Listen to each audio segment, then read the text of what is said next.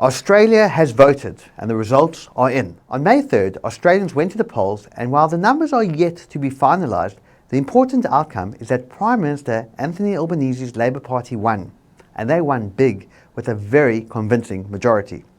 For Labour supporters, it's a huge win, bigger than expected, giving them a strong mandate for their second term. But for the coalition and many in the Australian Jewish community, it's a tough pill to swallow. Since the October 7 massacre, the coalition stood firm in its support for Israel and the Jewish community.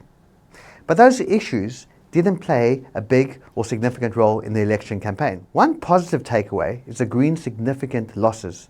Known for their strong anti-Israel extremist rhetoric, they still hold influence in the Senate, but are now significantly weaker, which is a relief for most of the Jewish community. Their losses mean they will not form part of any government, and that's good for everyone. Looking ahead, there's some cautious hope that a Labour government, now less reliant on Green support, might take a more balanced approach towards Israel. But let's not forget, in their previous term, this same government made some controversial moves. They reversed Australia's recognition of West Jerusalem as Israel's capital and adopted the term occupied Palestinian territories when referring to Judea and Samaria, the West Bank, even though by doing so they preempted any kind of negotiations over the status of the disputed areas. Negotiations which they say they support. Then there was the continued funding of UNRWA, despite their direct implications in terrorism. They also supported one-sided, biased anti-Israel resolutions in the United Nations. I think it's safe to say their record has not been good, and these actions strained the once warm relationship between Australia and Israel. During the ongoing war in Gaza, the government's response has also been very mixed.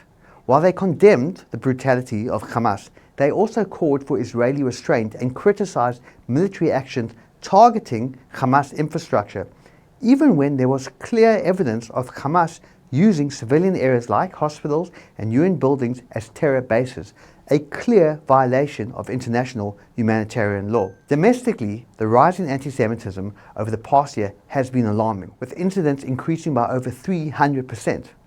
However, after the horrific Adas Israel synagogue arson attack in Melbourne in December last year, the government did start to engage more seriously with the Jewish community, a step in the right direction. But this came so late after so much damage was already done. And it's clear that today in Australia, the Jewish community are feeling very vulnerable. So what's next? With Labour in a stronger position, the big question is whether they'll return to the bipartisan support for Israel that's been a hallmark of Australian foreign policy for decades, or move further away, risking alliances and community relations. Whatever happens, we'll be keeping a close watch.